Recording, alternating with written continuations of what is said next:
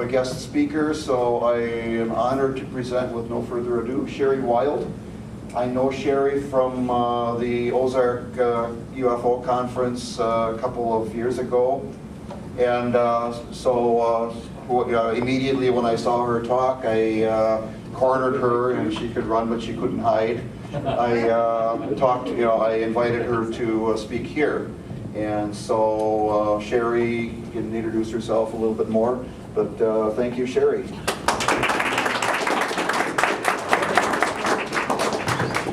Hi, some familiar faces.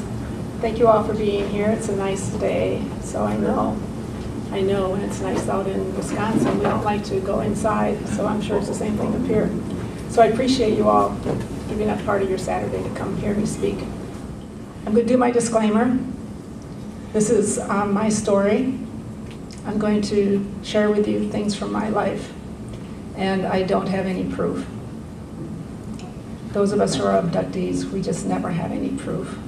The investigators get very frustrated because they want us to bring something back from the ship and give them an implant or give them something, a picture. I've had opportunities to do that, and I don't know, I just don't think about it. And sometimes I think it's because you're in a higher frequency, you're in a different dimension, you're just not thinking along the lines of trying to come up with proof. So it's my story. If it sounds outrageous to you, or if it doesn't resonate with you, that's okay. I'm not here to try to convince you that what I'm telling you is true. I just talk on behalf of all the people who have had encounters and who are still trying to come to terms with them. Because it's a life-changing event, and there's no place to run or hide, and there's really no support. So I try to give a voice to those people to try to reassure them. So it was 1968. So look around the room. Most of you were around then, but not all of you. 1968, I was 17 years old. And I was driving to my girlfriend's house. It took exactly 12 minutes to get to her house from my house. And we had a deal, we had a plan. I was going to be to her house by 10 o'clock that morning, and we were going to go shopping. If I wasn't there by 10 o'clock, she was supposed to go without me. We didn't have cell phones, so there was no texting, no instant messaging, and it cost a whole nickel to call her. So we set up that plan. I didn't know if I was going to be able to get off work. My parents owned a motel, and I didn't know, it depended on how many rooms there were and if all the help showed up. So I had no way of knowing ahead of time. But I got off, and I was on my way to my girlfriend Vicky's house. I was driving along in my powder blue Volkswagen Beetle. Beautiful spring day. I believe it was May 17th, so we're coming up on the anniversary. It's a beautiful day like today. The sun was out. And all of a sudden, my car kills. I'm going about 60 miles an hour on a straightaway toward a little rise, and the car kills. So I just reach over and try to turn it back on, and it just clicks. So I turn the radio off, try it again, and it just clicks. I push in the clutch, try to pop it. That doesn't work. While I'm doing this, I'm noticing there's 4 guys up in the road. But I'm not paying a lot of attention to them. I'm preoccupied trying to get my car going. The car starts to slow down because it's going up the rise, and I'm frantically trying to get it started, and I realize it's not going to start. So I'm busy. I lean over, I lock the doors, roll up my windows, and the car is rolling to a stop, and then I realize it's a good thing that my car killed, because one of those men is standing right in the middle of my lane of traffic. And I'm thinking, what an idiot, just standing there. And he raises his hand, and my car rolls to a stop right at his feet. He walks, or he doesn't have to walk, he just literally just takes a step forward, and he leans on the hood of my car, and he looks through the windshield at me. The next thing I know, I'm walking into my girlfriend Vicky's house, and I glance at the kitchen clock because I wanted to make sure I was on time. And it's straight up noon. And I'm looking at it, and I'm standing there looking at it when Vicky comes flying down the stairs, and she said, "Where have you been? You know, we should have left without you, but the cows got out, and it took us all this time to get the cows in. And you're 2 hours late." And I said, I am not 2 hours late. I said, your clock is wrong. She said, you're 2 hours late. And I said, no, I'm not. And I ran into her stepmother's bedroom. I checked her clock. I ran upstairs. I checked every clock in the house. I could not believe, because 2 hours was just gone from my life. I have a diary that I kept. I still have the diary, and the entry I made that day was that I went to Madison shopping with Vicki, but I got sick and ended up staying in the car all day. So we went shopping, but I never thought anything of the 2 hours of missing time until 20 years later. All of a sudden, in late 1987, there's a UFO flap in my community. It was a hotbed of activity, the most active place in the world, and it went on for almost 2 weeks. Actually, the thing from start to finish went on for, like, for me, 18 months, almost 2 years. What city is this? It was Belleville. They called it the Belleville flap, but it was Belleville, New Glarus, Monticello. It formed Don Schmidt from the Center for UFO Studies. They came up to investigate it, and they said it was like a triangular area. They had all kinds of credible witnesses, police and professional people, lots of, documented eyewitnesses that saw the crafts. There were lots of them. And my house was right in the middle of that triangle. So they came, the Center for UFO Studies came to New Glarus, to Belleville actually, to give a news conference. And my girlfriend, the very same girlfriend, Vicki, we're still best friends. She called me and she said, let's go hear what they have to say about this. And I said, I'm not interested. And she said, oh, you must be interested. You of all people should be interested in finding out about the UFO stuff. And I said, why would you say that? I have no interest in that. I'm not sure if I even believe in it. And she said, how can that be? All the time when we were growing up, you used to talk about that they were coming for you. And I said, what? And she said, well, don't you remember that time when you lost the 2 hours on your way to my house? And I said, yeah, because I had started to obsess about that. I had, like 4 or 5 weeks earlier, started to become very obsessed with that 2 hours of missing time. And every night before I was going to sleep, I was trying to replay it in my mind, thinking that if I fell asleep, I could see the guy's face, because I knew if I could see his face, I would know what happened to me that day. I was very disturbed that I didn't, 2 things, and I didn't know which one bothered me more. I was very disturbed that I lost 2 hours of my life, and there were 4 men standing in the road when it happened. But even more disturbing was the fact that I lost 2 hours of my time, of my life, and I had never once wondered about what had gone on for 20 years. Never questioned it, never talked about it, nothing. And then all of a sudden it became an obsessive thought for me. So Vicki said, that day when you were 2 hours late, you came in saying that there were little men in a spaceship and you wanted me to go back and meet them. And when she said that, I kind of had a flash and I thought, yeah, that might be true. And then she said the funniest thing. She said, they want to meet people who have had a UFO sighting and have missing time. And I said, why? And she said, because they want to hypnotize them and see if they were abducted or kidnapped by the aliens. And I laughed, and I laughed. And I said, Vicki, that's the dumbest thing I ever heard of. I said, that's not true. That doesn't happen. And she said, well, it said so in the paper. And I said, I don't care where it said it. I said, this is America. It doesn't happen here. I said, that kind of thing doesn't happen anywhere. I said, our government would never allow that. Yeah, I was 37 years old. What did I know? So that was the beginning of it. I went with her I changed my mind because when she said that they regress people, I thought, there's where I can get the name of a good hypnotist. That's all I wanted, was the name of a good hypnotist. Don Schmidt was the co-director of the Center for UFO Studies at the time. And he and I ended up meeting and talking, not because I thought I had had an encounter, but because I wanted the name of a good hypnotist. And he would not. He just would not give me the name. He insisted that he preferred it be them, but he wanted somebody to be with me when I was regressed. It took him a long time because I was not regressed until 1988, I think it was, maybe even 89. Because I just wasn't sure. I was afraid that because this is what they did, that that's what they were going to go looking for. He had to win my trust, and he finally did. And I finally allowed and agreed to having them be present. So I went down to Chicago, and I was regressed by Stanley Mitchell, who's just amazing. One of the best hypnotists in the world, probably the best at the time.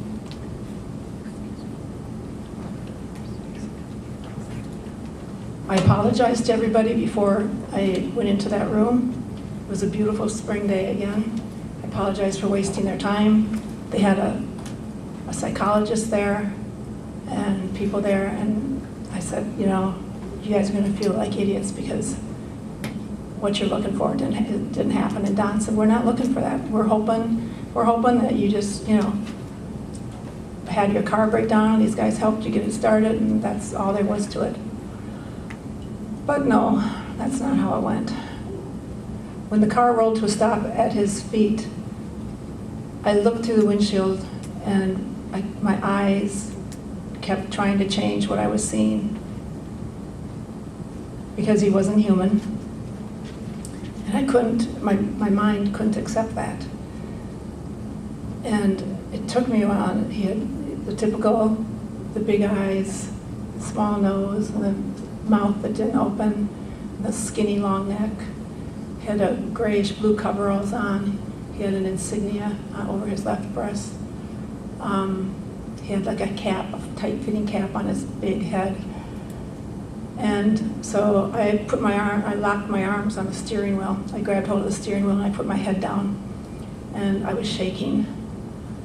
I could feel my heart pounding, and I thought I was gonna die from it. And he was scolding me. He called me by name. That was what really creeped me out. He said, Sherry, we've been waiting for you. And I thought, who could this be? How does he know my name? And how could he know that I was going to be here when I only knew it 15 minutes ago myself?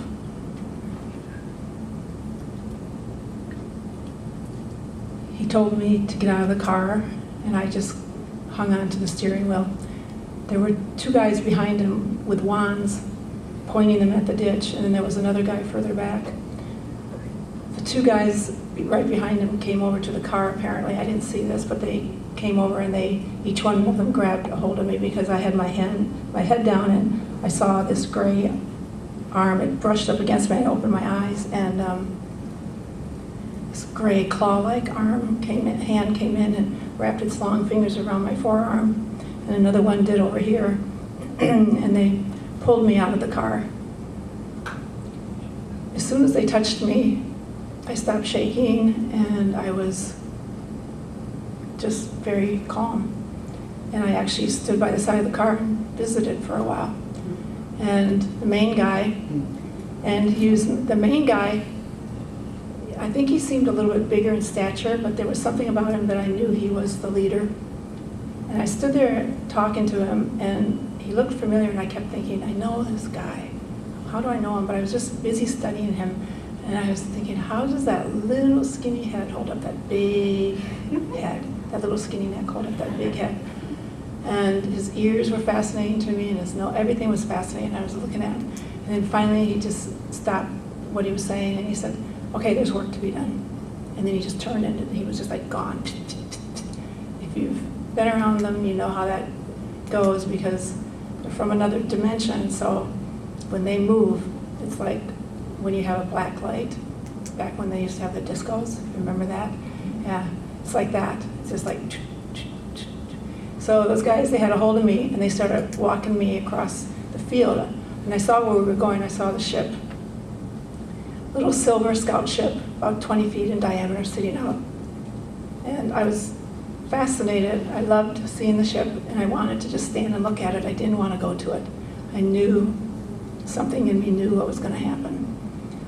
But I tried to walk to keep up with them, and I couldn't. I went down, and the ground had been plowed, and I scraped my knee, and I just gave up, and I let them just drag me then, because they were booking it. By the time we were only just partway there, the main guy, I call him Da, by the way, D-A, that's how I got to eventually know him as. he's already over by the ship, and he's standing there with somebody, and I'm thinking, oh, there's another human there. Looked like a woman. She was wearing a longer dress type garment, kind of a beige color.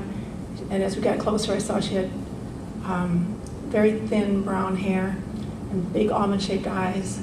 She looked familiar to me also. I've since, her name is Aurora, but I didn't remember it back then. And she's always there when they come for me. So we get over there, and Dog goes up into the ship.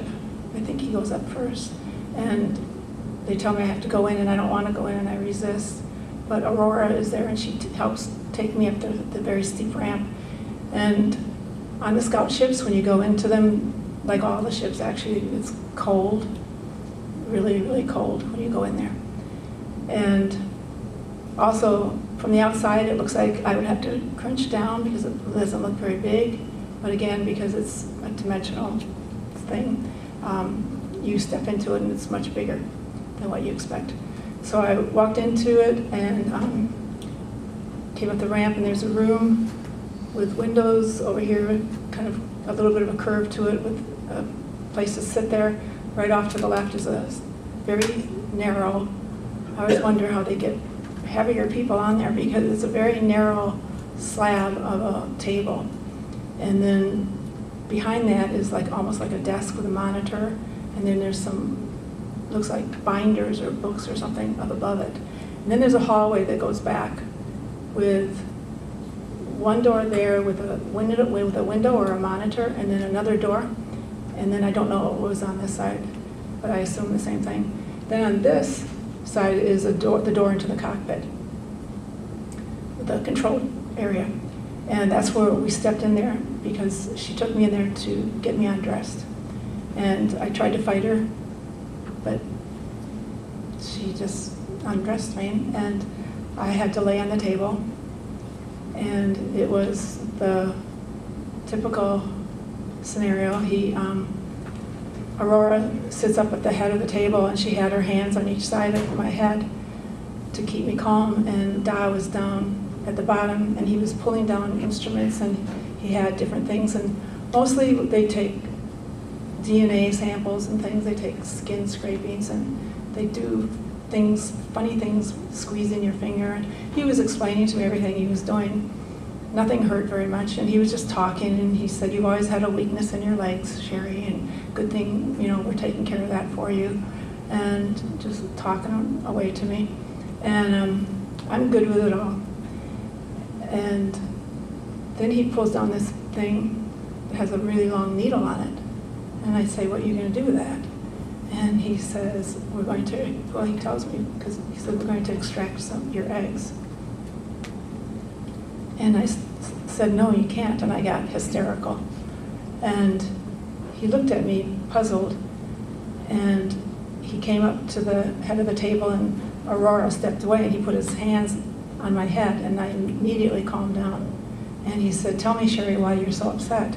And I said, "Because I want to have children someday, and you can't take my eggs because then I won't be able to have children." And he said, "Oh, no, that's not how it works." And he gave me a quick biology lesson. And I said, "Okay." And he said, "Are you okay?" And I said, and he said, "It's not going to hurt." So Aurora stepped back in, he went down to the bottom, and he finished doing it, and I watched as they extracted, and I watched this fluid stuff go up to this tubing. When he did that, the other guys, those other three guys had come onto the ship, and I wasn't paying much attention to them. They were kind of scurrying around. They make this scurry sound when they walk. Any of you who've had experiences, you know what I'm talking about. It's kind of creepy. And so, yeah, that scurrying sound. They do it even in the ship. So they were scurrying around, and I'm like, not paying too much attention to them. But when they took the sample, when they took the ova, they all stopped what they were doing, and there was a high level of anticipation and excitement. I could feel it. The energy in the ship changed. They went back to the hallway, and they stood facing that direction. So I'm thinking there was a monitor or a window there in that wall, just like there was on the other side. I couldn't see because I never got over that far. But I'm guessing because they stood in the hallway looking at something. And after Doc took the sample, he turned away from it and he looked at a monitor and he clicked away on like a keyboard of some sort or something and waited a minute or two. And then he turned back and he looked at me and he said, "It is good." And then there was like a big, there was no sound, but it was like those guys were high-fiving each other. That's how it felt. I could feel they were all excited, so they were happy with whatever it was that they were doing with my eggs. So then he said, "We're done. Do you mind if I ask you a few questions?" I could get dressed, so I got dressed and he said, "Can I ask you a few questions?" And his first question was, and always is, when I see him, "Sherry, are you happy?" And I wanted to say, let me get this straight. You came from the far reaches of the universe or our solar system or something. You fly to planet Earth. You land in a field in Wisconsin. You pick up a 17-year-old kid, and the first thing you want to know is if I'm happy. What about that? That doesn't make sense. But it did eventually make sense to me. It was one of the big clues to me figuring out who these guys were and what was going on with me. So I said, "Well, actually, you know, my life is okay, but am I happy?" I said, "Truth be told, I'm pretty sure that I got put on the wrong planet." I said, "I think I'm supposed to be with you instead. Can I just stay with you?" And he said, "No, Sherry, let's not talk about that. You can't stay with us." And I said, "Well, does God ever make mistakes? Because I think he made a mistake, because do you know what it's like on this planet?" And he said, "Tell me." And I said, "Well, humans kill each other." I said, "They make up reasons to have wars so they can kill each other." I said, "And they kill animals for sport, for just the fun of it." I said, "Killing seems to be what they do." I said, "They're barbaric, and I don't belong here." And I said, I don't know, you know, but I don't want to go back. If I don't have to go back, I want to stay here with you." And it turns out that I had that discussion with them a lot from the time I was really little up until I was probably 40. I kept asking if I could go with them. Well, that's not true, but not too long ago, in November of 11, I did it again. I said, "Can't I just be done and stay with you guys?" So that's how it went that day. He asked if I had any questions of them, and by this time I remembered who he was, and I asked if they would take me for a ride up in the ship, and that caused him to have a big smile. They don't smile, but he smiles with his eyes. And he said, "So you remember?" And I said, "I do remember." I said, "Why do I keep forgetting? Why do I have to go through this every time?" And he said, "You can't remember because it would ruin your life. We have to block your memory. It's for your own protection." And I said, "What would be so bad for me to remember?" And he said, "You'd want to talk about it, and you can't do that. You have to be able to live a normal life." And I said, "Well, I'm not going to forget this one." And he said, "Yes, you will." They walked me back. Oh, they gave me something to drink before I left. He said, "You're going to get sick. You've been here too long." He said, "We kept you too long." He said, and I've since learned that like an hour and 40 minutes is the most you can be with them if you're going to stay on the ground in the ship. If you're going to go up in the ship, that's different. But if you're going to stay on the ground with them an hour and 40 minutes, anything past that, you're going to get sick. And they gave me this thing to drink. One of the guys brought it over, and it was a glass full of kind of a yellowish vanilla color, and it tasted kind of like bananas and vanilla, but there was something in it that didn't taste good, but I drank it all down. But it turns out I got sick anyway later on. And he said it was from the differences in our frequencies. They step their frequency down, they pull my frequency up, and we meet in the middle, which explains why my car sat on that state highway for 2 hours and nobody came by, because we were in a different dimension. I always wondered about that. So having that come out was devastating for me, because I knew it was true, but I didn't want to believe it was true. My life was on track, and I was living a pretty good life. After a long, hard struggle of getting my husband through college, and we had our children while we were young, we lived below the poverty line for so many years, and we finally had the life that we had dreamed of. He had his business, I had my business, we had 2 great kids, we had a beautiful new home. Everything was, it was happening for us. I did not need these aliens to show up with this memory. When I walked out of Stanley Mitchell's office, I was a different person, but I did what is in my nature to do. I tried to rip it apart and find flaws and find problems and lies and some way that I could discredit it and throw the whole thing out. But Don is a very thorough investigator, and he talked to a lot of witnesses, he talked to a lot of people, he checked everything, and I couldn't deny the truth of what I had remembered that day. It was coming back to me clearer and clearer. And once you open that door, what happened for me was that I was getting flashes, and they were literally like bombs going off in my brain. And it would be like, oh, so that's what happened that time. I had lots of time in my life where I had weird things happen, where I had disappeared. I had missing time, where I'd just gone missing, where big blanks, where I'd wake up and there were leaves and twigs in my bed, and I couldn't figure out how they got there. Suddenly everything was starting to make sense because I was getting flashbacks, being on the ship with them, having them come get me, all kinds of things. And I was like, oh no, so it's not just the one time. Then I realized it's happening in real time. They're coming for me, and they're coming 3 and 4 and 5 times a week. It was intense. I mean, to tell you, it was a lot, sometimes twice a day. It was a lot. They came during the day and they came at night. I was with them so much I had to take off work. I couldn't function.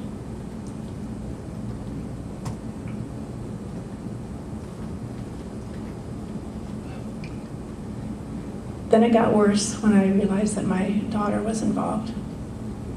She was on the ship with me one night, and I remembered it. And I came back to the bed first, and they still had her. And even though they had me in a stupor, and it feels just like anesthesia, you're just so drugged, you're so heavy. I forced myself awake, and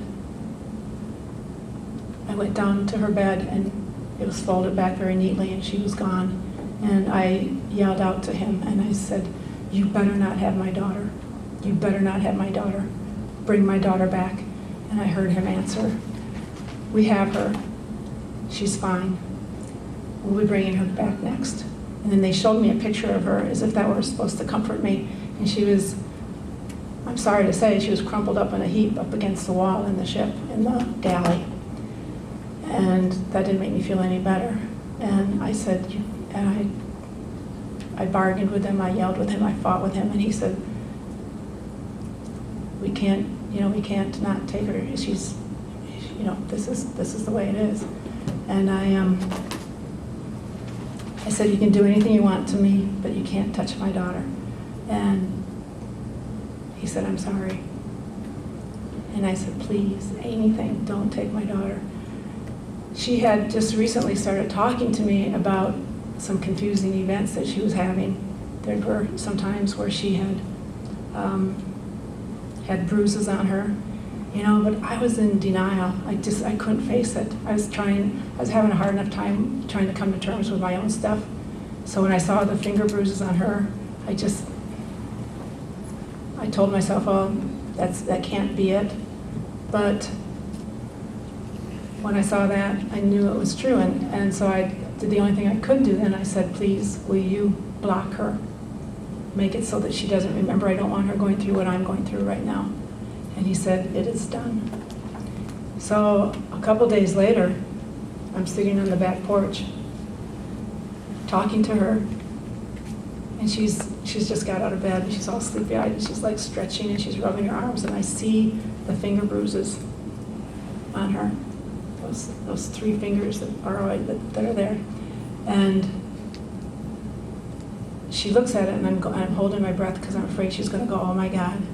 But she looks at it and she goes, huh. And she looks at her other arm and she goes, huh, look at that. I wonder what that is.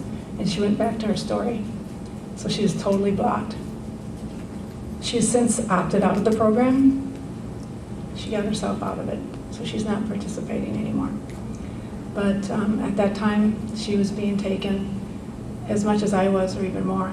And it went on up until probably, let's see, that would have gone on until mid to late 1990s, I guess. Let's see, I have to think about how old. Well, no, I've been right around early 2000s. So my husband left me because he couldn't deal with it. He couldn't keep his wife safe, couldn't deal with what was happening at our house. It was too much weirdness. The whole town was talking because my children had friends come over, and once you know it, they'd see the ETs. You know, they'd hear them. They'd stand out on the lawn.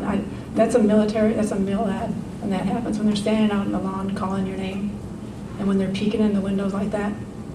My guys don't do that. That's a mill ad, I think. So they were, you know, the military was messing with me. I had black helicopters over my house all the time. I had the men in black come pay me a visit. That was pleasant. Yeah, it's nasty. And so he left. He'd killed him to not be able to keep his daughter safe. He just wasn't equipped to deal with it. So after he left, I didn't know what to do. Every Friday night they came like clockwork, but they were coming during the day. There was a time when I was driving down the street at noon, and I remember thinking, why am I heading west out of town? I live east of town. I should turn around and go get lunch. And I was thinking about doing that when all of a sudden I was parked along the side of the road, 3 blocks down and like 2 blocks back on a little side street, and I was just parked there. I'm like, what am I doing? It just happened like that, smooth, seamless, and it was almost 3 hours later. They had picked me up, and it was now 3:15 or something like that. So that's how they do it. If you're not watching, if you're not alert, if you're not paying attention, they pick you up and have you with them for an hour, or 2 hours, or 3 hours. I've been gone as much as 8, 12 hours, and you're not even aware of it. You don't know, other than if you're paying attention to where the sun is or the sky. I didn't know how to cope with this. I wasn't equipped to deal with something like this. It bothered me a lot about my daughter, so I decided to kill myself because I figured that was the best thing to do, to keep her safe. I thought they were evil, and I thought that if I was gone, maybe they wouldn't bother her anymore. So I was crazy one night, one Friday night. I'd sent my daughters to a friend's house, thinking maybe they'd be safer there. And I was in my car driving. I didn't want to go home because I knew they were coming. And I didn't have anywhere to go. My parents wouldn't talk to me about it. Nobody would talk to me about it except Vicki. And I had worn her out. She didn't know what to do about me anymore. So that was when I decided to just drive out of town. I was going to hit this big tree. I knew where there was this big tree. I started out of town. I remember that. And I was going like a bat out of hell, but I don't know what happened. The next thing, I woke up in the morning, I was in bed with my clothes on. And I thought I'd crashed my car and that somebody had found me and brought me home and put me to bed. So I got up and I went down to see if, make sure to see if my car was totaled or was it there, or was it gone or what. And it was just there, no problem. So, and I had no scratches on me. So all I can figure is that they intervened and they kept me from doing that. This world is a three-dimensional world. This is a world of time, space. Where my guys come from, they come from the sixth dimension. Time, space do not exist there. They can manipulate our time and they can manipulate our space. They don't live by the same rules we do. That's why when they come and get me, I always would ask them, how come when you come and get me, I can walk through walls? When I was a little girl, I kept trying to walk through walls. There was a part of me that knew I was doing that at night or during the day when they'd come for me. So I was always trying to walk through walls or stick my hand through it. When you're with them, they're pulling your vibration up. And even though I'm in my body, I'm still able to walk through walls with them. So I had to find out why this was going on. I was not comfortable with the idea that I was a victim. It didn't sit well with me. There was a part of me that just kept rejecting it over and over again. So I kind of went on a quest. Don finished his investigation of me in 1990, I think, early 1990 maybe. And during the investigation, he wouldn't let me read any books or talk to anybody or go to any conventions. He didn't want me contaminated. I was one of the least contaminated. I knew nothing about UFOs. I knew nothing about this subject.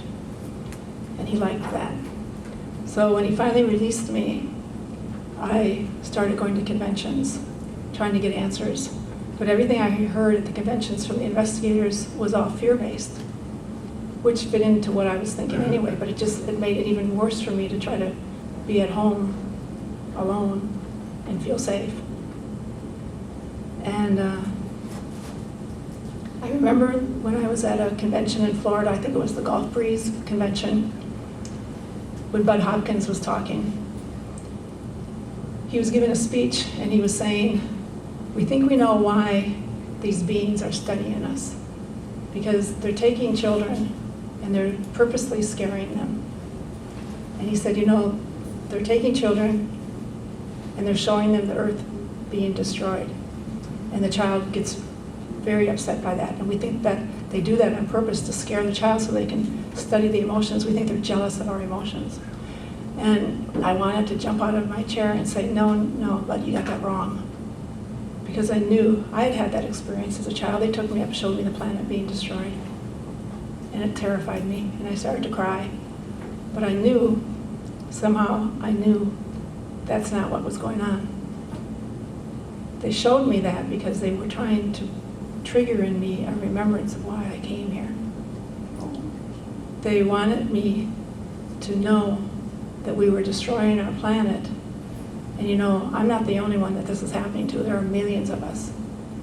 They show this to 1 million people as children, and it impacts who you are and as you grow up. And you look at the planet Earth and you look at what's happening to the planet, you look at it from a different perspective. And I wanted to say, these guys don't have emotions, but that doesn't mean they don't love. As a matter of fact, when you're with them, what you feel from them is love. It's the real deal. Planet Earth, love is a different animal altogether. Love on planet Earth is more of it's kind of like an ownership. It's a contract. I'll stay with you if you'll stay with me, and if you don't cheat on me, I won't cheat on you. If you do cheat on me, you're gone. With them, love is just unconditional, and there's no judgment. So I liked how that felt to be with them.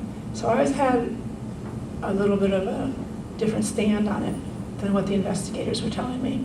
They were trying to say that they were cold-hearted, that they had no emotion, and I'd say emotion is different.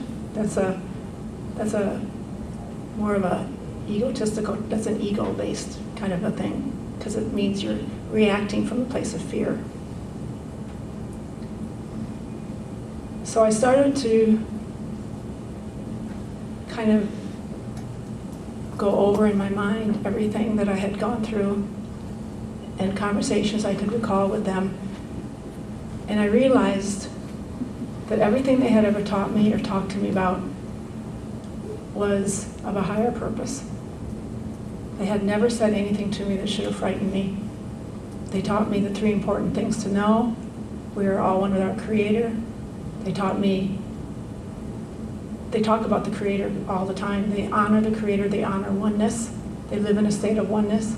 And I got to thinking, how can these guys be bad guys? Something's wrong here. It's just my fear of them. It's the fear of the way they look. It's the idea that they're taking me against my will. That's what made me believe that I was the victim. It made me think that this was them being the perpetrator, the bad guys. So they left my life in 1990. I think that's what it was. I'm bad on time. I'm real bad on time. But they left me alone for about almost 20 years. I made a deal with them. I was supposed to leave at that time because I'd fulfilled my contract at that time. But I had a very heated debate with them in my living room, and I was allowed to stay. So they left me alone for 20 years, and they just observed, and they did not come for me for 20 years, almost. And in 1989, when I was with them, then they showed me, or they told me, about what they called the great earth changes that would be occurring soon. And they taught me to be a light reader. And they did a lot of work with me during that period of time in 89 and 90 when I was spending all that time with them. They taught me that time doesn't exist, and they proved it to me. And they taught me how to manipulate time, which I used to be better at than I am now. But they taught me to be a light reader, and they said that's for when and if humanity makes it.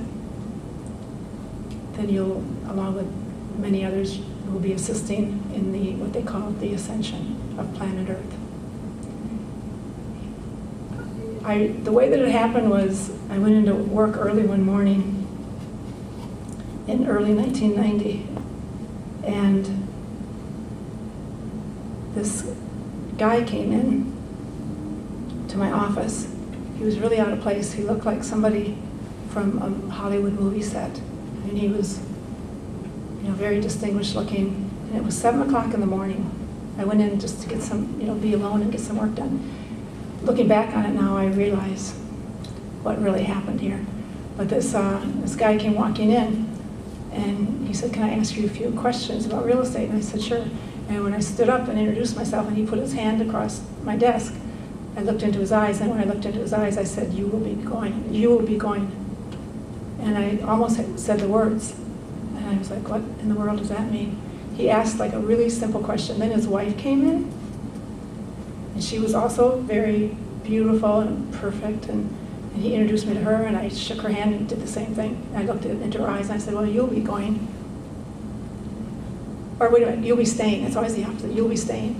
And then when they left my office, I stood by my desk, and I was like, I shook my head, and I said, "What the hell was that all about?" And then I heard Da say, he said, "You're training to be a light reader." And I said, "Why? What is that?" And he said, for 2.5 days, when you look into a person's eyes, you will be able to see their frequency, their light reading. He said, "This is to assist us when the time comes, when the great earth changes occur. There will be those who will be having trouble deciding if they want to go or stay." And he said, "Those with a high light reading will stay." It's always the opposite of what I think. Well, they will stay. Because I said, well, those with a high light reading, why would they stay and go through the destruction of the planet? I didn't get that. But what I didn't realize was that the timeline had changed, and planet Earth was not going to wash herself clean of her children. So those who had a low light reading would be going. They'd be going. And I said, "Where are they going?" And he said, "They will be taken to another 3-dimensional planet, or with a planet that resonates with their frequency." And I said, "Are you kidding me?" I said, "What?" And then I did the usual thing I did. I said, "Does God know you're doing this?" I said, "You can't do this." I said, "You're going to split up families?" I said, "How are they going to... You can't do that. What about my children?" I said, "So somebody who's not got the right frequency, they got to go to another planet." I said, "You're going to load them up on spaceships?" I had all kinds of questions came tumbling out of my mouth. And he said, "You know all you need to know for now, Sherry." And I said, No. I said, "You tell me about my children, you tell me about my family." And he said, "You know all you need to know, and you will not be able to read your family's light readings." And I couldn't. But all day long, it was really cool. I really liked it. I got to, everybody I met, I could read, and I got an automatic, "You will stay or you will go." So that happened in 1990. So 20 years are gone, 2009 more or less, they come back. I'm 20 years older. I think it's getting close to my, how old would I have been? Getting pretty old, 60th birthday or something. And he shows up in my bedroom, and I must have been in an altered state because I was as calm as could be. I opened my eyes, and he's right there. And I say, "Whoa, what are you doing back here?"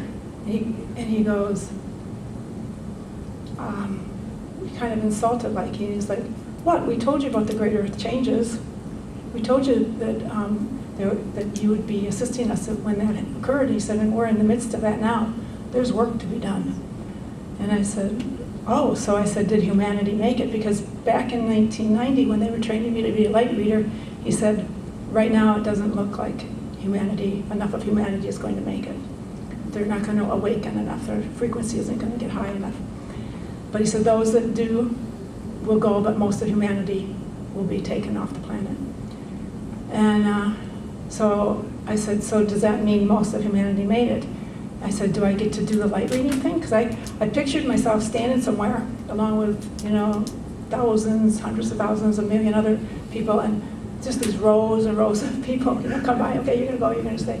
But he burst my bubble. He said, "Oh, we already did that." And I said, "When?" And he said, and he gave me a date, November, I think it was like November 9th, something, and or something like that. And he said, and I said, how was it done?" And he said, "Well, time as you know it was suspended, and every soul on the planet, and in the astral and off the planet, all the souls, every soul consulted with their higher self and decided if they were going to stay with planet Earth or go, based on their frequency. But there were many were close to the mark, and they needed assistance. Should they go for it? Do they think they can awaken in time?" And he said, "We assisted them in making their decision." He said, "But even so, they can always change their mind. Anyone can awaken just like that, and their frequency can go up." And I said, "Okay." Again, I'm like, I don't get any of this. And he knew that. And so then he dropped, they do downloads. I mean, you've probably heard people refer to those downloads. That's a good word for it, because I said, I don't get what's going on. And he's dropped it. And I could tell from the twinkle in his eye that he was going to be mischievous, because he dropped it into my mind. And it was absolutely staggering. I wish I could have hung on to all that information. I knew everything. He showed me everything about planet Earth and what was going on, but it was too much for me. It overloaded all my circuits, and he pulled it back out. And he said, "You don't really need to know any of that, Sherry." And I said, "But it's so interesting." And he said, "But you don't need to know it." And I said, "Well, what's next?" And he said, "You'll know." And I said, "What's going to happen to planet Earth?" And he told me that, now this was in 2009, he said, as the frequency goes higher, anything that does not resonate with that frequency will fall away. It will have to change. He said, so you will see your government, your financial institutions, your medical profession, everything. He said, if it's not coming from a place of pure love, if it isn't, if it's corrupt, he said, it won't make it. It has to fall away. He said, so there's going to be a lot of crumbling taking place, and a lot of devastation. A lot of people are going to lose their life savings. A lot of people are going to go through hard times. A lot of people are going to get sick. There's going to be a lot of wars. There's going to be a lot of devastation. There's going to be a lot happening on planet Earth. But he said, you can't be afraid. And he said, we're going to start raising your vibration now. And he said, we're going to come back frequently to do that, because we want you to be ahead of the curve so that you can help those coming behind you, because it's going to be hard on your body. And it was.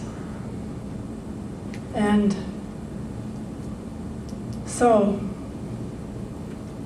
I went off to the desert because the recession hit the recession had hit by that time. And I found myself, without any forethought, going off to the desert. And I wrote the book. Well, somebody wrote the book. It came through me. I had people want to write about my experiences, and I had them try to put it in some kind of an order that made sense, and it's a little overwhelming to try to do.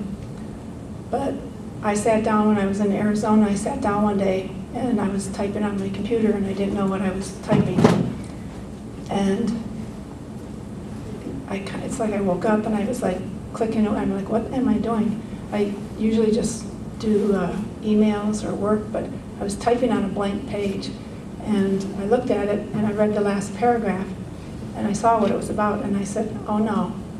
And I heard him say, oh yes. And I said, no, I'm not, this is my dirty little secret, I am not, And he said, it's time. And I said, no. And he said, you will do this. You must do this. And so I went back to the beginning of it, and it was called The 3 Important Things to Know at that time. And I started reading it. And I said, this ain't bad. I can't take any credit for it. It just came through. So every day I wrote for 6 to 8 hours every day. The book came out in no time flat, with no notes, no thought ahead of time. It just showed up. And it was done, I think, in the only way it could be done, to try to have it so you can read it and have it make sense, because there's a lot of different, it's my whole life, and there's a lot of layers to it. So the book came out, and I said, well, this is good that I have this now, and I'll put it away someplace safe, so that someday when planet Earth and humanity have contact with the ETs, my great-great-grandkids will know that I had contact. And Da said, no, it's going to be published. And I said, no, it is not.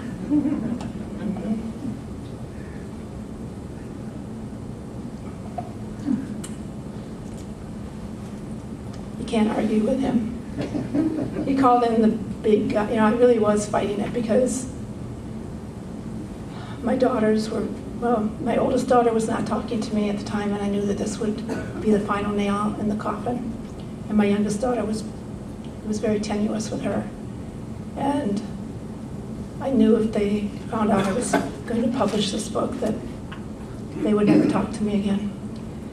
I had a real estate business that I was hoping to resurrect when the recession was over, and having integrity is important in that business. And I live in a community of 2,500 people. And you can't be talking about aliens and then go out and try to sell real estate the next day. But this one really shocked me. He called out some big guns. I didn't expect this. Archangel Gabriel. I didn't know if I even believed in archangels, but that's who came calling and said, this book needs to be published. You have to publish the book. Allow it to be published. And so I said, fine, okay. So I said, I don't know how to do whatever you do to get a book published. So I Googled it, and it said you do a book proposal. So I Googled, how do you do a book proposal? So I sat at my computer, and I, in a very resentful manner, pounded out a book proposal. Put together this, and you'll see that this book is not going to get published. I tried, I'm sorry. And that's what I did, and I sent it off to 6 publishers, and 2 of them took it.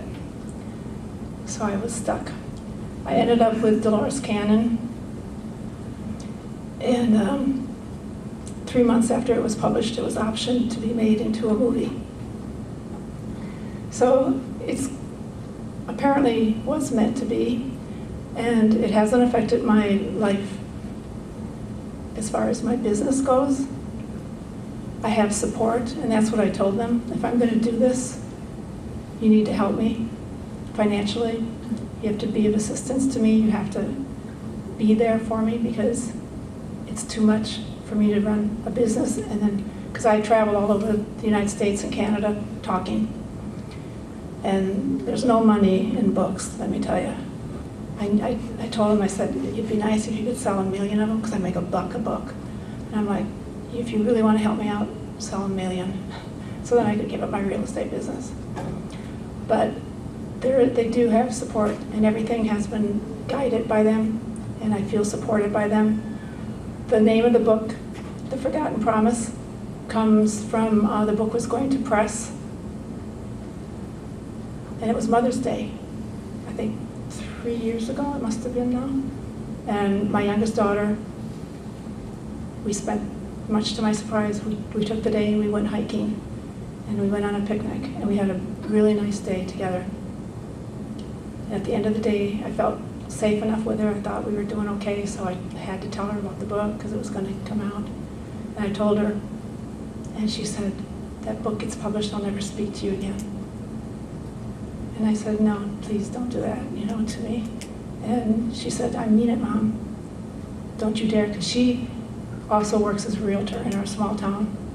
And she's very sensitive about her reputation and about her name. So I went home and I told my significant other, I'm going to call Dolores tomorrow and I'm going to pull the contract. I'm not going to allow her to have the book published. And Jim said, are you sure? He said, can you do that? And I said, I'm going to do it. And he said, you better think about this. He said, I think you're meant to have that book go to print. And I said, it's my life. I'm not going to sacrifice my last relationship with that, with my youngest daughter. It's bad enough I lost my oldest one. And he said, well, why don't you sleep on it tonight and think about it? And he left. 2 o'clock in the morning, guess who shows up at my house? And he says to me, Sherry, have you forgotten your promise? And I said, no. And he said, you took a vow. And I said, I know. But I said, you asked too much. And he said, you have to think of the greater good. And I said, can't I just this one time think about me? And I said, I don't want to give up my daughter. And he said, you cannot acquiesce to her demands. She will lose respect for you. And he said, if I could show you the future, he said, you will see that. He said, you have to let the book be published. And I said, okay. And so the name of the book became The Forgotten Promise. So that's where it comes from. Let's take about a 10-minute break here and then go back and Sherry's got lots of interesting, fascinating stuff for us here. So, thank you. Thank you, Sherry. Thank you.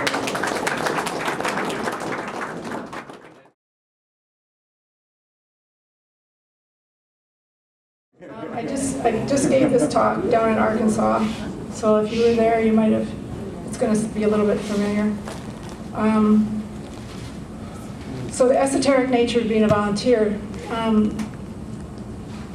Julia Cannon invited me back to their conference and they wanted me to talk about something a little bit different. And I wanted to go back because I love speaking down there. That conference is one of just the most wonderful conferences. So I said, yeah, that I'd come up with a different talk. And so I told my guys, I was like, you want me to talk, so I'm going to go down there and talk. I was like, what am I supposed to talk about? Because I can't think of anything. I don't know what I should talk about. And Da said, the esoteric nature of being a volunteer. And I said, hey, cool, I like that. What the hell does it mean? And so I sent that off to Julia and I said, yeah, I'll talk. And the title of my talk is The Esoteric Nature of Being a Volunteer. And I waited for the download because that's how it works. And it didn't come, and it didn't come. And my significant other, Jim, he's like, did you get that download yet? And I was like, no. Conference is like 3 weeks ago away, and I got to do a PowerPoint. And I was like, hey, where's the download? I need the download. And I would just get this kind of like this energy of like a grin from him. And then finally I got mad, and I was like, you guys want me. I'm doing all this traveling at my own expense, and it's, and you want me to do this? I said, because that's what they always give me a download. It used to be that I would The first couple times I did it, it was scary. They actually made me wait until I stepped up on the stage. When they were miking me up is when I would feel them come like in between my shoulder blades. I would literally feel them come into my body. The first, I would say 4 lectures I gave, they did it that way. And they just took over, they just took me over. People, if they were psychics sitting out in the audience, afterwards they'd come up and they'd be like, "Lady, do you know that you got like 2 little dudes right next to you?" And I'd be like, "Yeah." I said, "Do you know this guy back here too? He's always with me. My big guy, if you're psychic, you can see him. I've got my guy, I called him George. He's always with me, he's very protective of me." So they would download and I would just kind of let the talk come through me. So when they gave me the esoteric nature of being a volunteer, I thought that's what was going to happen. They didn't give it to me, and finally I got mad and I said, "Okay, I'm canceling the talk, I'm not going." And he gave me a look, and then I think finally it dawned on me, and I said, "Oh, this is the esoteric nature of being a volunteer, isn't it?" And he said, "Yeah." How many other people at the conference do you think go to their ET guys and say, "Give me my download, give me my talk"? He said, "That is the esoteric." He said, "Talk about what it's like to be a volunteer. Talk about what it's like to be you. You're not normal." And I said, "Okay, got that. Okay." So that's what I'm going to talk to you about. Let's see if we can get on track here. I already gave me my disclosure. So I'm just going to reiterate that this is my perspective. This is my take on what my life has been about and what I believe all of the alien abductions are about. Let's see if this works. So our scientists now know that there's something called a spectrum of life. I'm using the visual spectrum here, but there is a spectrum of life. We are energy.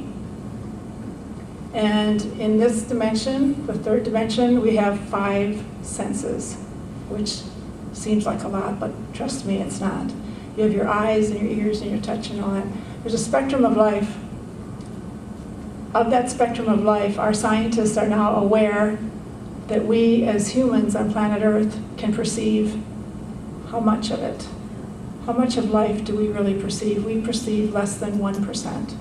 You say about 1%. Yeah, and some scientists say 0.005%. I think that's probably closer. So basically, 99% of life is happening, and it's happening around us right now. Because we are multidimensional beings, there's life happening in this room. My guys are here with me. We don't see them because they don't want to be seen, because it takes too much for them to be seen, and we don't have the capability to see them. But that's why if you see a ship or you see the ETs and the person next to you doesn't, it's all about frequency. It's all about your vibration, if you're resonating with the vibration that they are. And it's also whether they want you to or not. My guys, one of the things that they do is they project an image of their ship or themselves to you to give me peace of mind and to support me when I was going through bad times. They asked what they could do to give me comfort. I said, "Show yourselves to my friends." And they said, "Okay, who?" And I gave them a list of over a dozen people. They showed themselves to each and every one of them. Now I realized that they didn't just bring a ship in from the far reaches of the universe and put it on the path of that person. What I believe they did is they just projected an image to them, whatever that person thought a UFO should look like, or whatever they wanted them to see is what they projected. Because there was one guy, Garth, his name was Garth, he didn't get to see a ship. Everybody else saw one, and I said, "Why didn't Garth see a ship?" And then they showed me an image. I saw Garth's head, and he was sitting there staring straight ahead, and there were 4 little ships, like really tiny little, like 4-inch ships, and they were darting around in front of his eyes, 2 inches in front of his eyes. And Da said, "Some are not ready." So it tells you a lot about how the frequency and the vibration of the differences in our worlds has some bearing on what we experience. Let's see what comes up next here. Okay, and this is the part where I usually talk about what an alien abductee is, but you all already know that. So, and this is where I recap my experiences. So I'm not going to redo that. I mean, I have other experiences I could tap into, but let's stay on track with this scenario here. So being a victim of the alien abduction scenario, the purpose for me to write the book was to bring out the truth that it is not possible to be a victim. And that's what my big stick is these days. So here's what I learned. The energy around being a victim and the energy around being a perpetrator are the same. People get mad at me when I say this, but it's true. There can't be a victim unless there's a perpetrator, and there can't be a perpetrator unless there's a victim. It's the very same energy. You attract to yourself based on your energy. So if you feel like you're a victim, you need to look at that. This is a very important lesson to learn, because this planet is a planet of victims.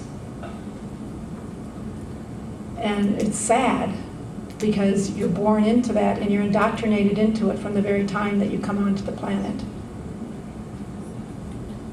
Brainwashing goes on right from the very beginning. You are told what to believe. You're told everything. You're handed a bunch of labels. You're told to laugh at this and approve of that and disapprove of that. You're told it's a planet that is under the control of those who have an agenda. If everyone on the planet decided not to be a victim, they could not do that to us anymore. They could not control us. We give over consent either by allowing it, by being a victim, or by being non-responsive, by refusing to see or acknowledge what's going on right in front of our eyes. And I always use the chemtrails as a great example of that. So many people even, they refuse to acknowledge them. They don't want to deal with it. I've had people literally say to me, oh yeah, I've seen that, I know what that is, but I can't think about that. It's not there, I just ignore it. Because then they might have to take responsibility. So it's about taking responsibility, it's about refusing to be a victim. This is what my guys are teaching me. Volunteer, as opposed to being an abductee. This is what I believe myself to be. This is a term that was coined by my publisher, Dolores Cannon. So after the book was written, and right around that same time that I had the experience with my hybrid children, I was out walking in the desert, spent a lot of time. I had over 4 years where no business and no work. My business, I just shut it down. And so I had lots of time. So I was walking in the desert one day, and I felt my guys, I felt them close, and I said to them, why? Why have I had so much contact with you? Why have I had 1 foot in your world and 1 foot in this world? Why have I been with you almost more than I've been here? I didn't really expect an answer. I'd asked that before and not gotten an answer. This time I got an answer. I stopped because they do this thing where they can like play a movie. They drop this into your head. Some of you might have experienced this, where you just, it's like a movie, and only it's not in front of your eyes, it's in your mind, and you see it, and you just watch it. And I saw him, he pulled back like a curtain, and I saw who I was before I came here. And I saw myself, and I was an etheric being. I was living in a state of unity consciousness. I was living in a world totally different than this. It was a formless world, timeless. And I became aware that a call had gone out from planet Earth. This would have been back in linear time, 1947. For some reason I know that. So in 1947 there was this plan that was put into effect, because in 1945 humans had detonated the atomic bomb. And that changed everything. Gaia, who had held back her ascension, waiting for her children to awaken so they could go with her, decided she could wait no longer for her children, because the timeline showed that she would be destroyed along with them, so she may as well move on without them. So the plan, it's not really a plan, it just was what it was going to have to be, was that the planet would be washed clean of the humans. A tsunami, an asteroid would hit it, something along those lines. It had happened before. Lemira, Atlantis. So she had been waiting a long time for her children to awaken, and she had stayed a third dimensional planet way longer than was ever intended. But in 1945, it changed it all. But there are those who care about the planet immensely, including my guys. We have family out there. We all came from the stars. It's amusing to me when people say the hybrid program is disturbing to them because they don't like the ETs mixing their DNA with the human DNA. I know, I'm like, where'd you think you came from? You know, you've been seeded here. You didn't just sprout up in a garden. So we all have different DNA from this. We're from the stars, you know, and we're from the earth. Our bodies are from the earth, and our DNA, you know, we were seeded here. And if you look at the planet and you look around the planet, you can see there's more than one race here. There's different races that came from different parts of the system. So I volunteered to come here. My soul family, they didn't want me to. They put up an argument and a fight. And that would be Da. And I said, I'm going for two reasons. My immense love for planet Earth. And because what a trip this is going to be.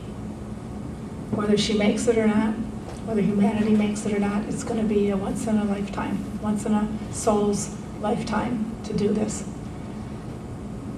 I wanted to experience what it was like to be informed and to go through what was going on planet Earth. I wanted to be of service. I wanted to experience duality. I had never been in a body before. I had never experienced anything except unconditional love. So I had to go through training. Before I came here, I told Da, I said, don't you leave me alone. Don't let me get lost in that world. Don't let me fall so far into unconsciousness that I don't wake up. It's on you, man. You stay in my life as much as you can. Be there. Be my lifeline. And that's why they didn't leave me alone for very long, ever. They were always there. And they were picking me up and constantly reminding me of the truth of who I was so that I wouldn't forget. Yes, I would forget when I came back into this world. You know, the memories wiped clean, but I have layers to my life. I can tap in sometimes if I get in the right state of mind, I can go a little bit higher and I can tap into some of those experiences and remember those encounters. And I can remember what they told me. And it was like a bleed through. It influenced who I was. I was always a little bit different. I was always the one who questioned everything. I was the one who, even though I was 6 years old, I told my Sunday school teacher she was crazy. Jesus did not die for my sins. That's a lie. And why are you telling me that? So that's who I was, because of their influence. So I came here as a volunteer. It answered a lot of questions for me. By the time I walked back to my condo in Arizona, my ego was saying to me, yeah, that's right, Sherry, you came to save the planet. You're a superhero. You bet. But there's millions of us here. Millions of us, and in truth, all of us, all of you, are all here for the same purpose. We all came to be a part of this amazing time on planet Earth, and your soul wants you to wake up. Your oversoul, your higher self, wants you to wake up in the worst way. Because it wants you to leave this third dimensional planet behind. Whether it's your first time here or your 10,000th time here, it's time to leave. This planet's going away, but there are those who are going to want to continue on with a three-dimensional experience. There are those who want to continue on with not just a three-dimensional experience, but one of duality, one where there's still the perpetrator and the victim. It all depends on your energy. When they taught me to be a light reader, it was very clear to me, and he told me many times, there's no judgment in this. All will get where you're going eventually. We have to. We can't not get there. We are, after all, God. We are God playing in the universe. I used to say we are an aspect of God, but I kept getting corrected. It's hard to believe we're God, right? Some people don't like that. The church told you that's, what is that, blasphemy?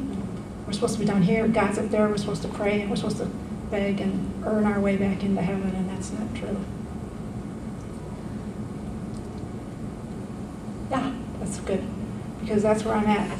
This is a planet of reincarnation and karma. This is a planet of recycling. So this planet has fallen under the control of a race of beings who believe that you are worthless.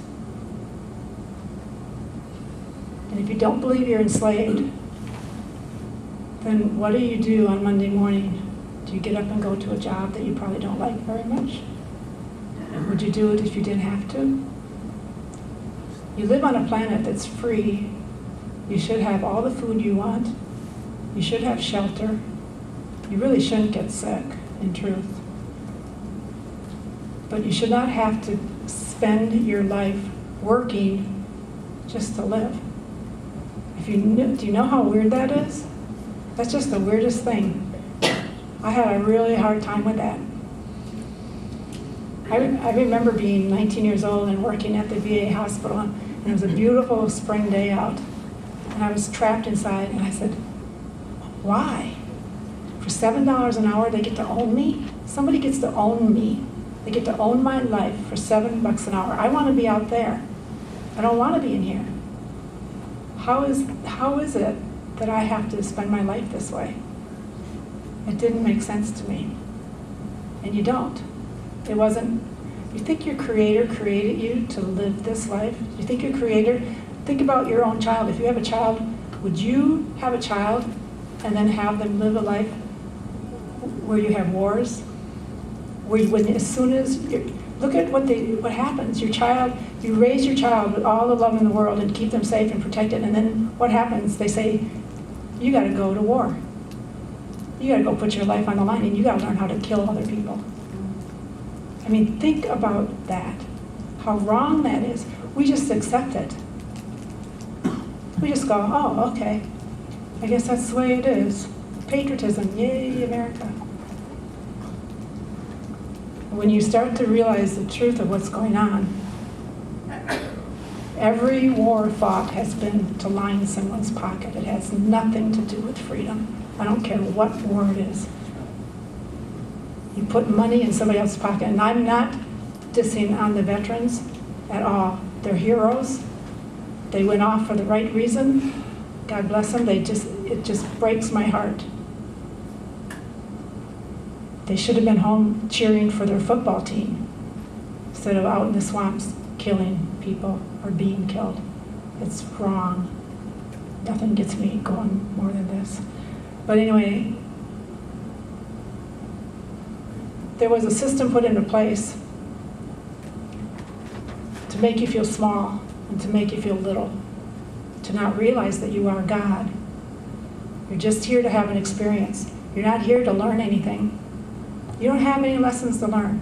I catch myself saying that too sometimes. And I know that you can call it that, but you know everything. You just have to remember it. There's no lesson you have to learn. You don't have to come back and learn how to be more loving or reincarnation. When you get greeted on the other side after you die, you leave here and die tonight, and you get greeted by somebody and they're like, let's look at your life. Oh, look at there.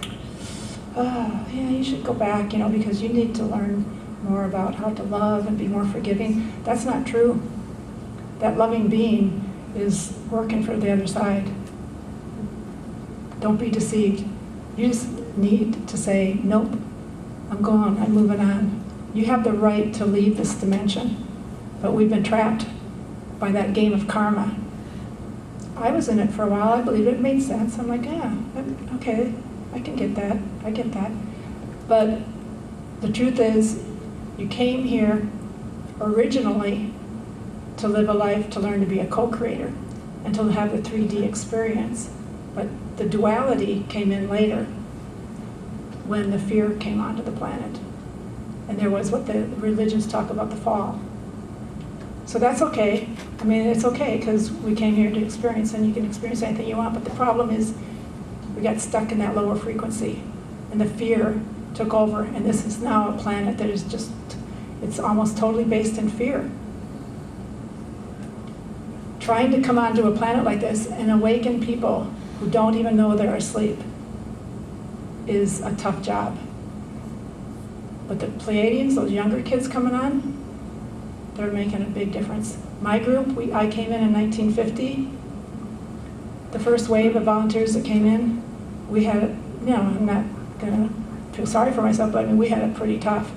I had 2 years of training, in linear time, but I had to train before I came here, but nothing could have prepared me.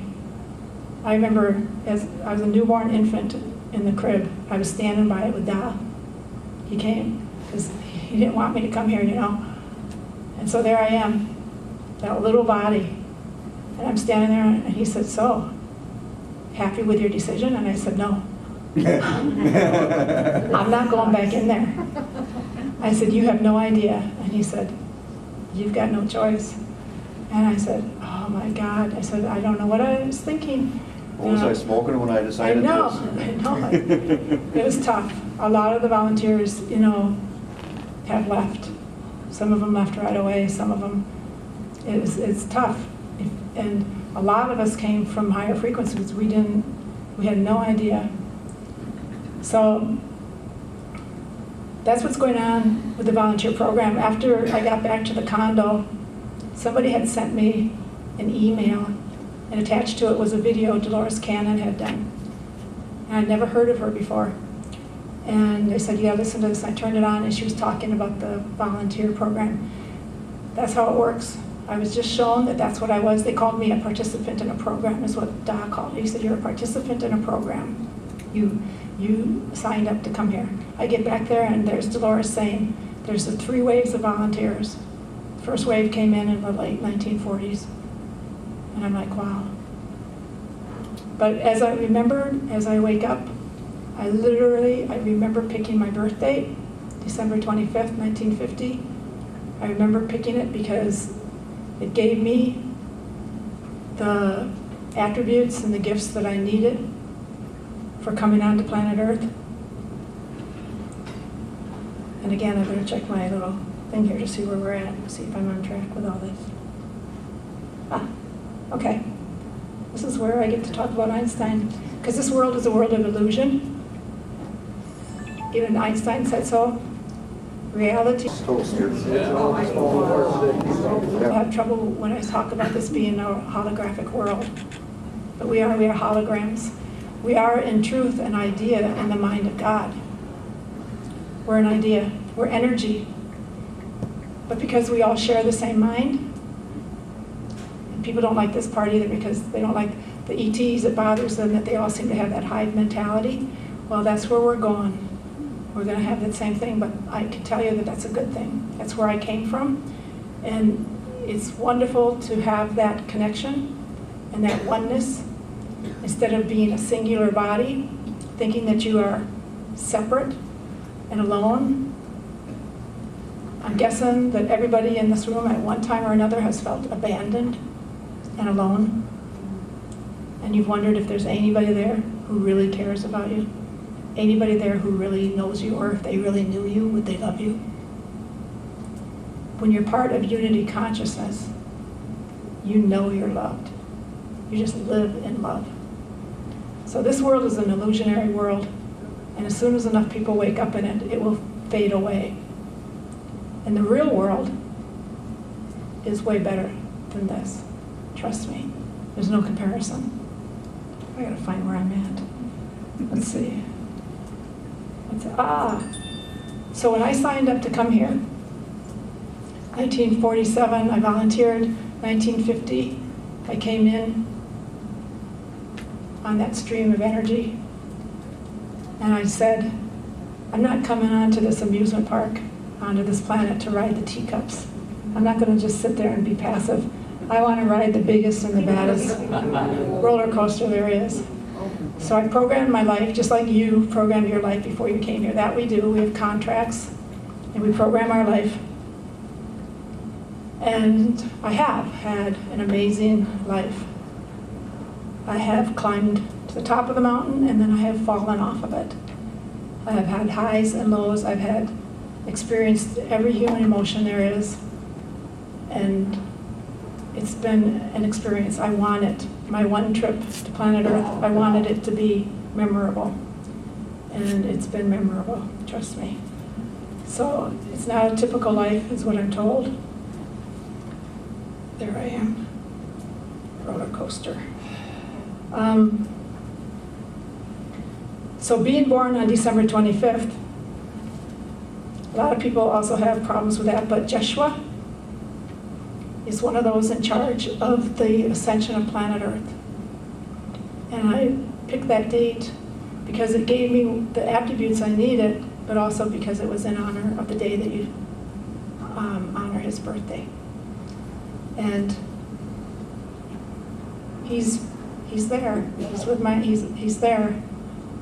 He's one of those working with the Arcturians on the ascension of the planet. And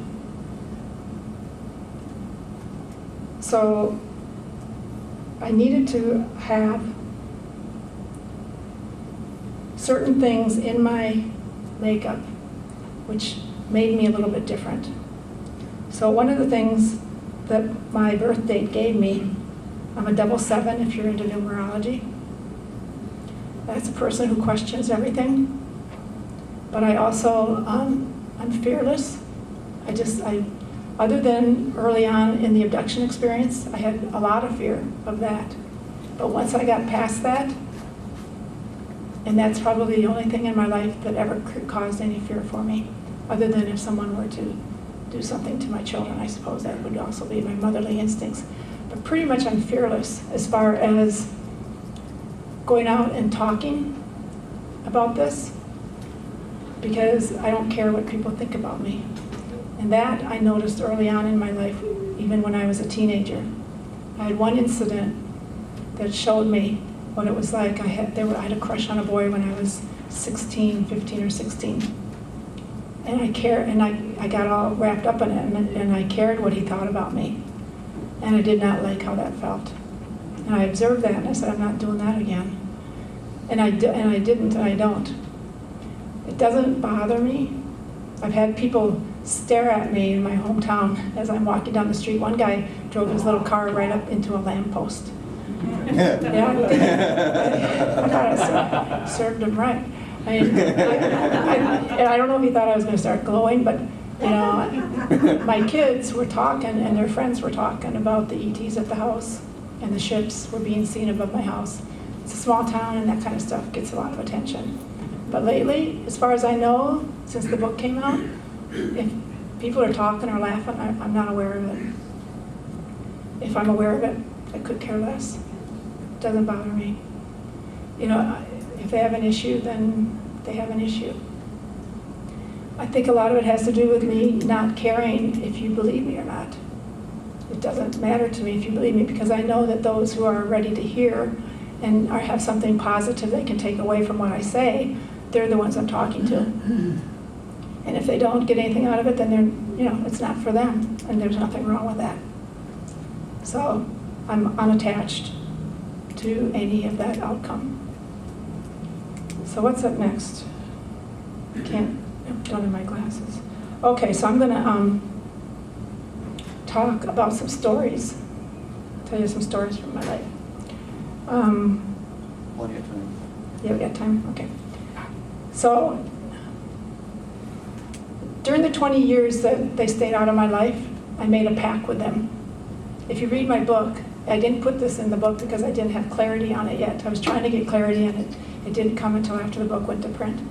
But when it was right around the 1990 or 89, somewhere in through there, I was supposed to leave the planet. my contract was done. And I was supposed to go via a car accident. And I knew this. And I said, I'm not going. And the guys came to my living room one afternoon, and I left my body, lay on the sofa, and I got up and I stood, and there were three of us. Da was one of them. He was in his etheric body. And then another guy, I call him the master, and then me. And I made my case for staying. And I argued with him. I said, my husband just left me, and he's out of control, and he won't be a good father.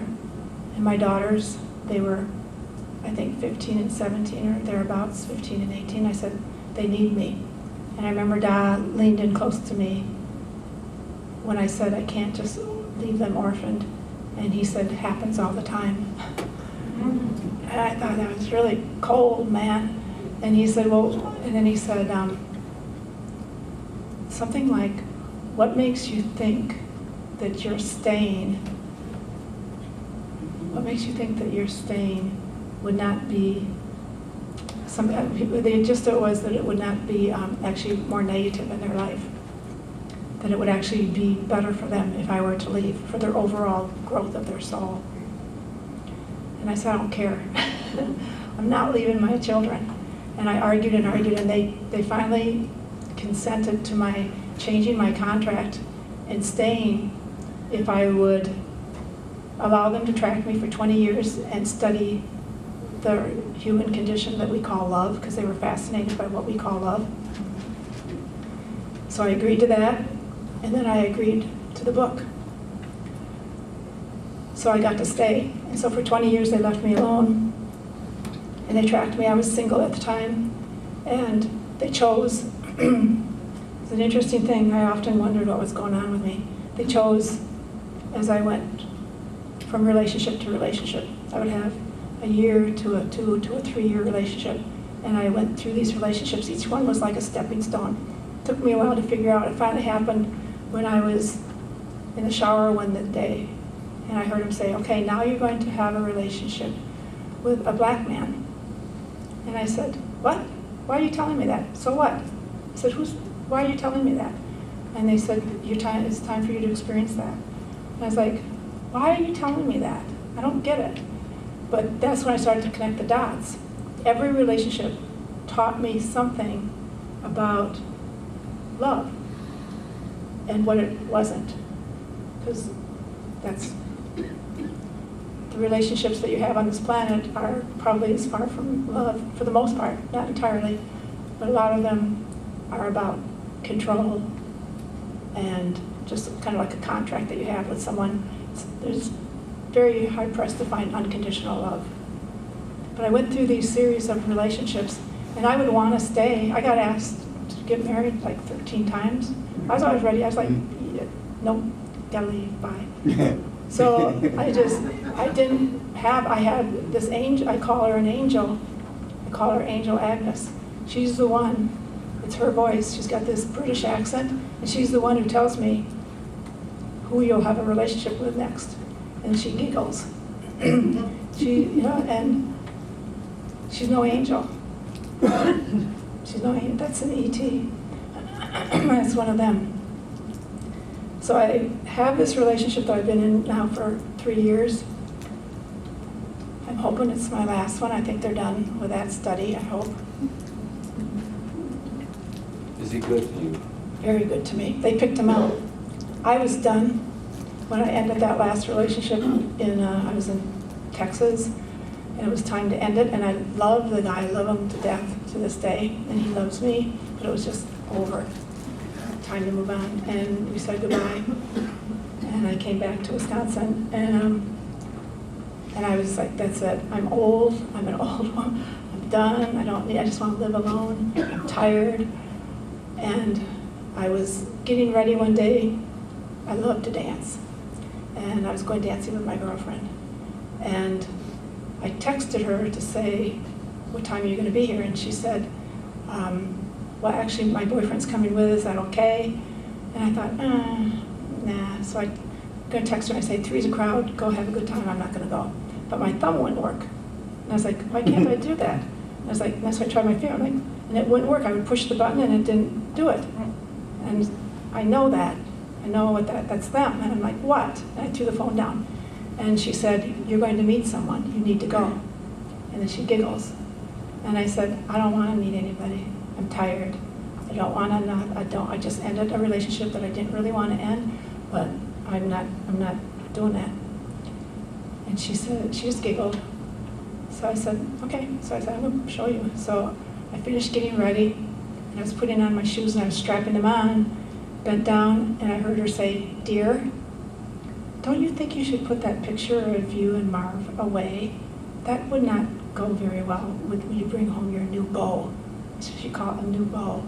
And I looked and I said, I'm not bringing anybody home, and I'm not putting that picture away. And she said, I think you should. And I said, I'm not bringing anybody home.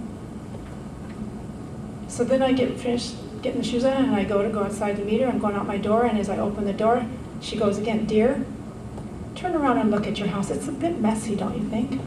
Can you believe that? And I turn around and look, and there's like a newspaper on the floor, and there's some stuff on the counter. And I said, no, it's not. And I told you, I'm not bringing anybody home. I don't do that. I'm not like that. I'm not going to meet somebody and bring them home. So I go. It's 4th of July weekend. We go to the bar. It's a pier bar. And I step onto the pier and walk across.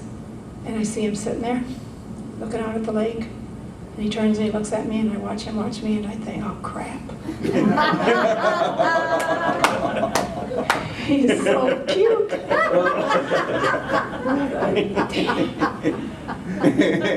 So we've been together ever since. He did get me a ride home because it was like the band started at 4. He hung out with us all afternoon, and then we went to dinner, and it just seemed fine when he asked if he could take me home, so I let him give me a ride home, and we sat up all night and talked. So we were together ever since, but I had to tell him about the book because it was going to print. And I needed to choose my time carefully. Because once you say those words, alien abduction, you can't take them back. I tried that once. I was like, oh, I said alien abduction? Because, you know, the look on their face, I was like, oh my God, I was mortified. It's like, I didn't mean that. So I waited till one night in the dark when we were laying in bed, and I couldn't see his face, and he couldn't see me. And I said, so I wrote a book, and he said, you did? And I said, yeah, it's getting published soon. And he said, really? What's it about? Now, I had tested the water the week previous. I told him, I said, I saw a flying saucer once. And he said, uh-huh, and he just went back to his burger. And I said, well, that's not a good, it's not a very good sign. Yeah. You know, he's a Capricorn, he's very nuts and bolts, he's very pragmatic, just like me, I'm a Capricorn. I mean, he's very down to earth. So I thought, well, it's going to be what it's going to be. So I told him, well, I have contact with beings from other dimensions. And I just kind of eased into it. And, you know, he's a smart guy. He asked questions. Thank God I couldn't see his face. And we talked most of the night. And he didn't run till morning. He was like, and before he left, he said, it's too bad, I could have really loved you. You know. And I turned to my dog, Pookie, and I said, well, I think that's the last we saw of him. But then I thought about my angel, Agnes, you know, how she had pushed for me to be with him. So 3 days later, I get a really beautiful email card from him, and he says, you know, I don't know anything about that subject, and I know enough about you to know that, you know, you're not crazy, and maybe there's something here I can learn. And then he said, as a matter of fact, I think you can teach me things I don't even know I don't know. And Cool. yeah. So he came back, and it was just in time because my guys were active in my life. It had, you know, they'd been being careful because it wasn't too long. I went with my guys. I don't go with them so much on the ship physically anymore like I used to when I was younger. I go more in my astral body, which I used to not believe that happened. I used to scoff at people who said that's how they go. But that's what I do. It's a lot easier. But this night I went with them physically, and they must have wanted this to happen because as I crawled back into bed, I was cold, and I was cold from being on the ship with him. And I snuggled up to him and I woke him up, which also must have been part of the plan because otherwise they keep you in that stupor. And he came awake and he got up and he stumbled out to the great room to use the bathroom. And I heard him go, "Holy cripes, what the hell is that?" And I started to laugh and he goes, "Sherry, you gotta come look at this. Your neighbors, that's ridiculous. You should see the lights they have on their house." And he said, and he was mumbling out there and I'm just laughing. I just want to go to sleep. And he's like, just mumbling. And he goes, "That's just ridiculous. You gotta report them." He said, "We're gonna go talk to them tomorrow." He said, "It's like goddamn runway lights." He said, "That's just crazy." He was going on. And I was like, "Just go to bed." And so he went, used the bathroom, came to bed. In the morning he got up and I said, "So show me which of my neighbors has the runway lights." And he said, "Oh yeah, that's right." And he walked to the front window and he said, and then he stepped here and he stepped there and he went back and forth. And he went into the library and he goes, "No, I never went into the library." And then he came back out and he goes, "I don't get it. The house, it was right there." He said, "It was right to the right of that tree, but there's no..." And then he turned and he goes, "Wait a minute." Because I'm laughing, I couldn't help it. And he said, "Did I see a UFO?" And I said, "You did." And he goes, "Oh man, that was awesome." He said, "Okay." He said, "I'm ready." He said, "I want to meet your guys." And I said, "Okay." He said, I've had a lot of people ask to meet my guys, and sometimes they oblige and sometimes not. So I went to Don, I asked him, I said, "Can Jim meet you?" And he said, "Not now, he's not ready, perhaps later." And so I took that back to Jim and I told him that, and he didn't like that. He said, "What does that mean, I'm not ready?" And I said, I don't know. It just means you're not ready for whatever reason. 3 months later, I'm out dancing with my girlfriend and he's refereeing a high school football game 24 miles north of me. And he's coming back to my house at about, I don't know, I suppose 11 o'clock or so. I get home at midnight and he's sitting in the dark in my house. And as soon as I walked in, I knew something was up because he's sitting over there in the dark. And I turn on the light and he's got this look on his face. And I said, "What's wrong?" And he said, "I don't understand how I got home tonight." He said, I'm trying to figure out what happened." And so I talked to him about it and I said, "Let's just go over this in the morning." So we went over it in the morning and he was coming down to my house and it was all planned because he was coming down 92, which had new surface on it, so he knew he was on Highway 92. It's a really fun road to drive with the new blacktop on it. It's nice and curvy. And I said, "Do you remember where you were?" And he said, "Well, I went past a road that had a funny name. It started with an M, and it was really long." And I said, "Messerschmitt?" And he said, "Yeah." He said, that's what I went through. He said, it had a lot of S's in it. He said, "For some reason I noticed that sign." He said, "And right after I saw that, I saw eyes, deer eyes." And I said, "Really?" He said, "Yeah, they were lime green." And I said, "Lime green, deer eyes, okay." "Yeah," and he said, "They had vertical slits." And I said, "Okay." Because, but I know that's how you are. I mean, you're like, yeah, they were deer eyes. And I was like, and he said, "They were huge." And he said, and I saw them and I thought, I gotta go back and look at them. He said, "But now I can't remember. Did I turn around and go back?" But he said, "The car stopped." But I don't remember stopping the car. And he's doing all that stuff that we all are familiar with. And I'm thinking, yeah, I'm pretty sure that was an abduction. But I'm thinking, my guys don't have lime green eyes. So we're sitting there, and I said, "It sounds like you had an encounter." And he said, "What?" Because he had to turn on his GPS to find my house, because that's the last thing he remembered, seeing those eyes. And then the next thing is he's way over on the other side of this little community, and he's driving through the back roads, and he has no idea where he is. So when he comes to my house, he comes from the opposite direction. He comes from the west, heading east, and there's no way he should have been over there. But when they set him free, that's the way he went. So he had to punch the GPS to find his way. So he knew he came into my development from the other direction. And I said, "I think you had a an experience. And as soon as I said that, I heard him say, meet and greet. And I said, come on. And I said, they just told me they did a meet and greet. And he said, what? And I said, yeah, they're calling it a meet and greet. I said, and he said, why? And I said, and then they said, indoctrination. I think I have a slide for this. Nope, oops. Oh, yeah, indoctrination. And he said, well, what does that mean? I mean, we know what indoctrination means. But when he said, what does that mean? They said, look it up, which they say that a lot. So I went and got the dictionary and I looked it up. And when they tell me to look something up, if there's multiple meanings, the one that they want you to focus on is the one that they put it in bold. I don't know how they do that, but I see it in bold. To train to accept a system of thought uncritically. They wanted him to be on board with my experiences. He would have been long gone by now otherwise. If he would not have shared, if he would have not seen the UFO, if he would have just been on the fringe, and the most he experienced was me talking to them sometimes at night. He hears me talking to him. But him having his own meet and greet, that was huge. So they indoctrinated him. Then they showed me his encounter, that movie screen. And they showed it to me from up high, looking down at his car. His car was facing the wrong direction. And it was in the wrong lane of traffic, and it was coming down, and it was up against a guardrail on a big sweeping curve.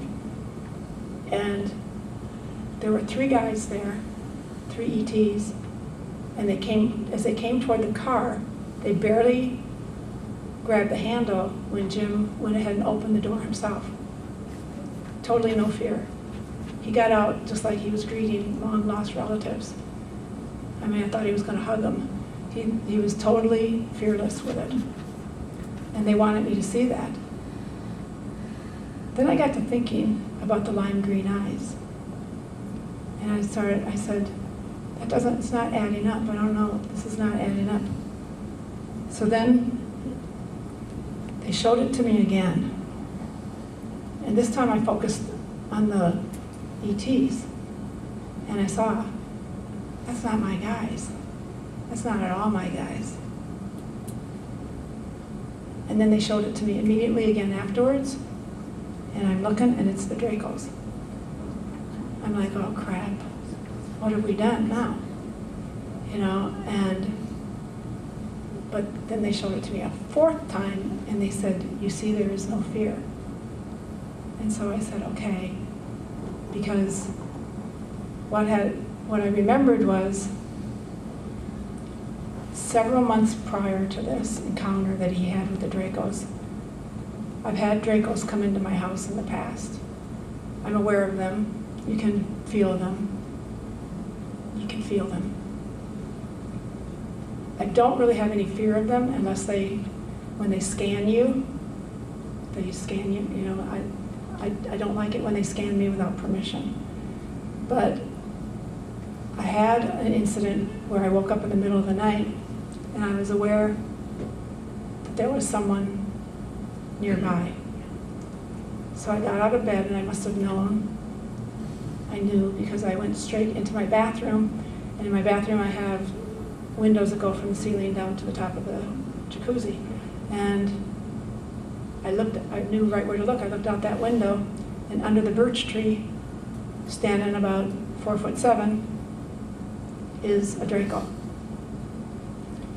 The moon was bright that night. I could see him, especially the more I stood there, the more my eyes got used to it. And I saw him standing there. So I looked at the clock, and it was like 2 or 4 minutes after 2. And so I rubbed my arm, because I've learned how to do that. And I rubbed my arm. I'm like, yep, you're awake. And I looked at myself. I'm like, yep, you're awake, you're awake. And I'm looking, and you're looking at a Draco. It's 2:04 in the morning, and so I'm looking at him.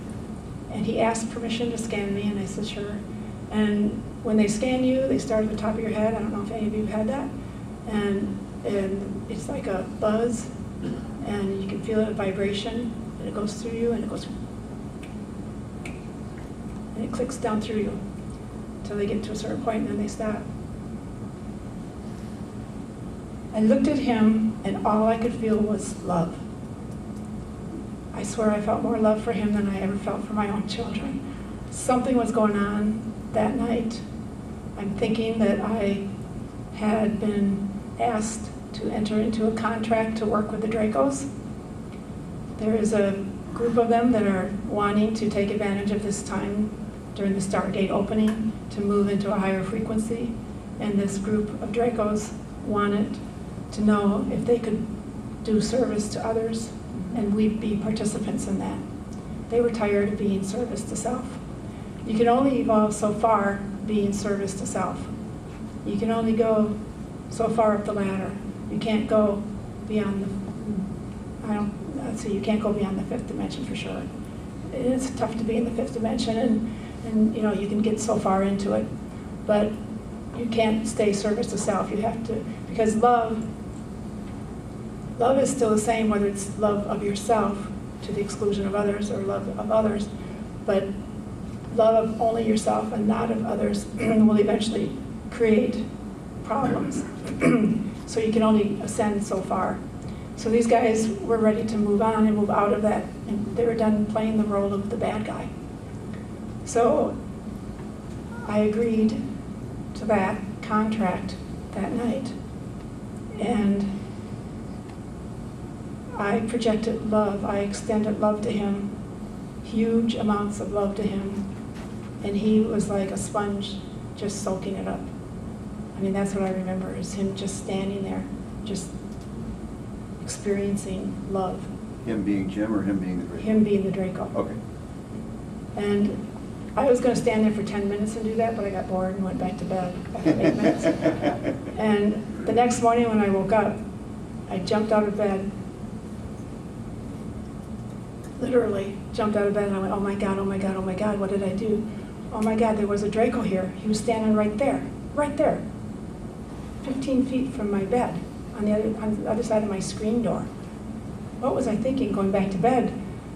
And I heard Da say, Sherry, you would judge this? And I said, well, they're bad guys, right? Aren't they evil?